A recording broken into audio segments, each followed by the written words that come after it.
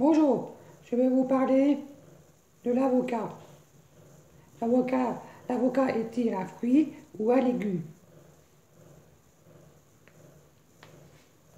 Au sens, au sens botanique, le fruit est l'organe végétal qui succède à la fleur. Le ou les ovules de la fleur donnent la graine ou les graines. Et la paroi de l'ovaire forme le péricarpe, c'est-à-dire toute la partie du fruit qui n'appartient pas à la graine. Pourquoi l'avocat est-il un fruit? Communément, communément utilisé comme un légume dans nos assiettes, l'avocat est néanmoins un fruit au sens botanique, contenant un noyau, c'est-à-dire une graine, et provenant d'une fleur fécondée, celle de l'avocatier. L'avocat se classe bien dans la catégorie des fruits. Néanmoins, bien qu'il s'agisse d'un fruit au sens botanique, l'avocat est au sens populaire plutôt classé parmi les légumes.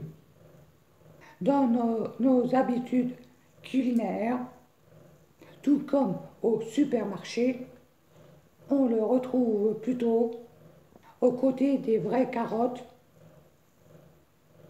Excusez-moi, on le retrouve plutôt aux côtés des vrais légumes, tels que le poireau, le navet, les carottes, etc. Le légume, définition commune. La définition commune d'un légume fait référence à, à l'usage que nous en faisons dans nos habitudes.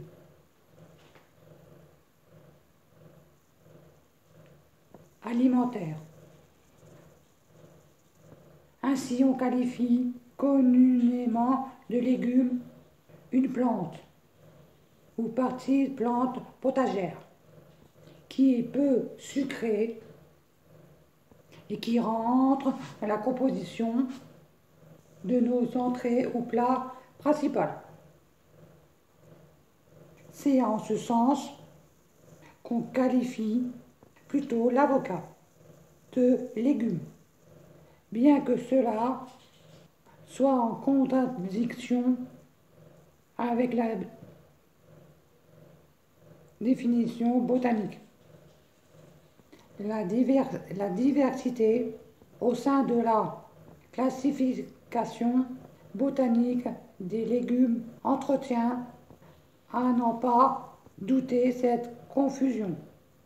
En effet, un légume peut se présenter sous multitude de formes, avec des feuilles comme la salade, cade, épinards, poireaux, choux, etc.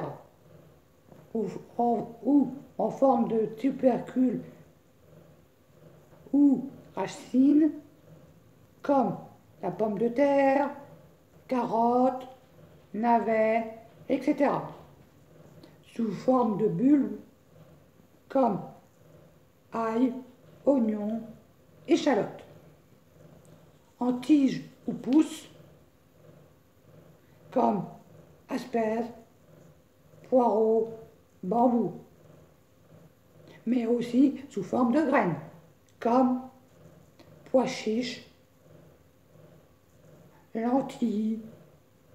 Quoi qu'il en soit, le légume ou pas légume, l'avocat est un aliment très intéressant sous le plan nutritionnel et facile à intégrer dans notre alimentation quotidienne. Comme nous allons le voir dans la rubrique suivante. L'avocat bien fait et apport nutritionnel. L'avocat est riche en fibres, 21%, en lipides, 16 grammes pour 100 grammes de fruits, et représente une excellente source de vitamine B9, 39%, B5, 16%, et vitamine E, 20%. Cette forte teneur en lipides confère à l'avocat l'un des apports énergétiques le plus important parmi les fruits et légumes. 685 kJ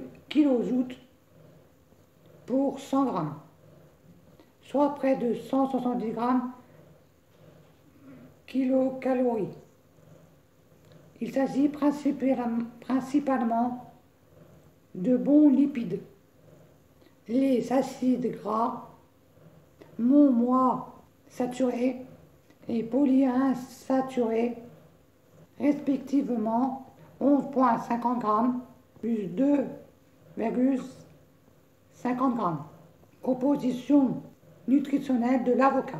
Analyse des macronutriments pour 100 grammes de fruits. Eau, 74 grammes. Protéines, 1,80 grammes. Lipides, 16 grammes. Glucides, 3,13 grammes. Donc 1,03 grammes de sucre. Fibres, 5,07 grammes. Analyse de la composition vitamine pour 100 grammes de fruits. Vitamine C, 7,49 mg, soit 9,36% de la VNR. Vitamine E, 2,36 mg. Vitamine B1, 0,08 mg. Vitamine B2, 1,28 mg. Vitamine B3, 1,28 mg.